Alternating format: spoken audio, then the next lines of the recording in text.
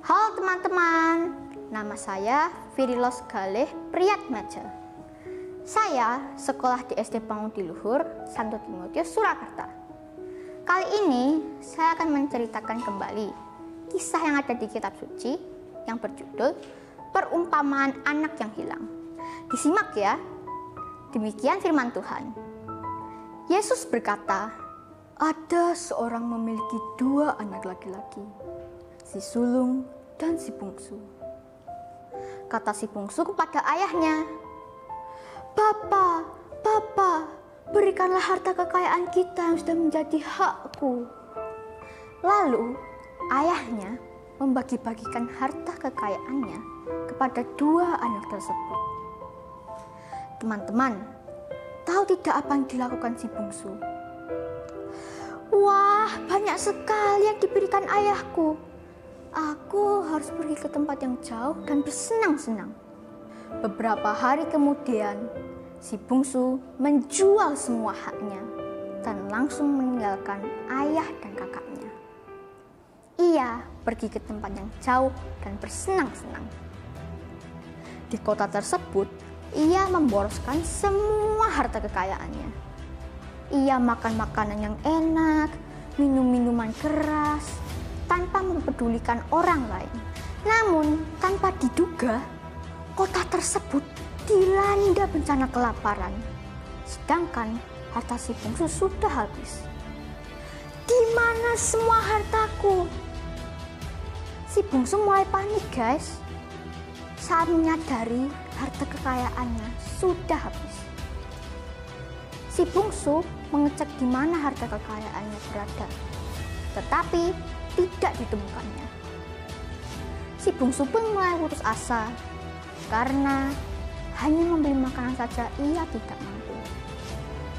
Waduh, bagaimana ini? Perutku sudah sangat lapar. Aku harus mencari makanan apapun itu. Si bungsu memutuskan untuk bekerja kepada majikan babi. Di dalam hati bungsu ia berkata, dengan seperti ini, aku bisa mengisi perutku dengan makanan babi. Namun pada kenyataannya, si majikan babi tidak pernah memberikan makanan babi kepadanya. Teman-teman, ia mulai menyadari kebodohannya. Dengan merana si bungsu berkata, Bapakku adalah orang yang kaya raya. Pegawainya tidak pernah merasa kesusahan. Makanannya enak, pakaiannya bagus. Sedangkan aku hampir mati kelaparan di sini. Aku ingin pulang. Aku akan bangkit dan pergi kepadanya dan berkata kepadanya, Bapa, aku telah berdosa terhadap sorga dan terhadap Bapa.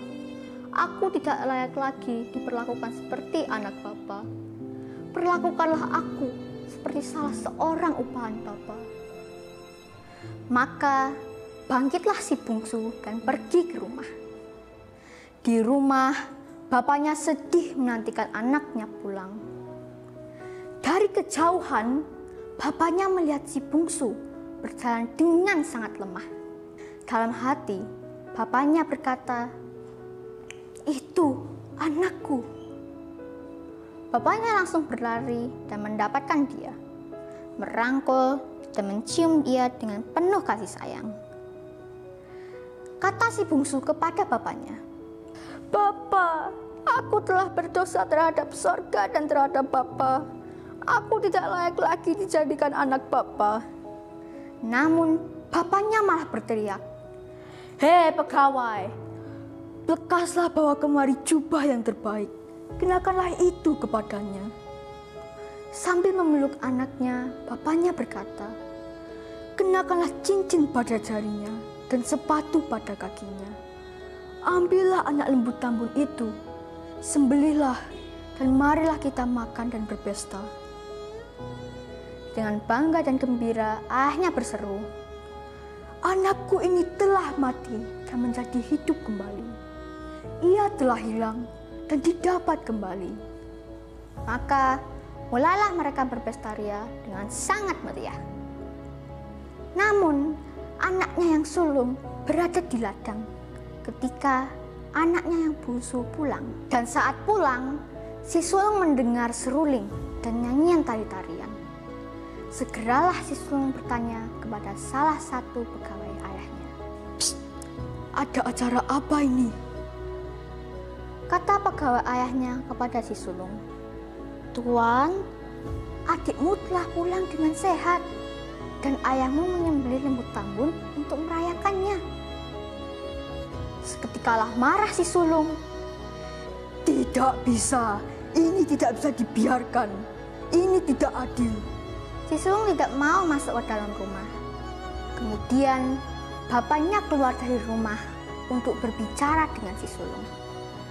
Dengan marah si sulung menjawab ayahnya, "Telah bertahun-tahun aku melayani Bapa dan tidak pernah sekalipun aku melanggar Bapa. Tetapi kepadaku, Bapa tidak pernah memberikan aku seekor anak kambing untuk aku dan teman-temanku berpesta. Namun anak Bapa yang baru saja pulang, yang telah memboroskan harta kekayaan Bapa malah memberikan anak lembu tambun untuk dia." Lalu bapaknya dengan lirih menjawab si sulung, "Sini anakku, engkau selalu bersama dengan aku. Semua kepunyaanku adalah kepunyaanmu juga. Sudah sepatutnya kita bergembira, karena adikmu ini telah mati dan menjadi hidup kembali. Ia telah hilang dan didapat kembali." Teman-temanku yang terkasih, Bapa dalam cerita tersebut adalah perwujudan dari Allah sendiri. Meskipun kita anak-anaknya mengecewakan dan menjauhi Tuhan, tetapi jika kita mau bertobat dan kembali kepadanya, Tuhan Allah akan menerima kita dan mengampuni kita dengan penuh kasih sayang. Demikian cerita dan renungan saya kali ini. Semoga kita semakin disadarkan oleh Tuhan melalui sabdanya. Selama memperingati bulan Kitab Suci Nasional, terkhusus untuk SMA PL Santo Yosef yang sudah menyelenggarakan kegiatan ini. Semoga semakin sukses dan berjaya, serta dapat mewartakan sabda Tuhan melalui pelayanan pendidikan yang sudah diberikan. Terima kasih, berkah dalam.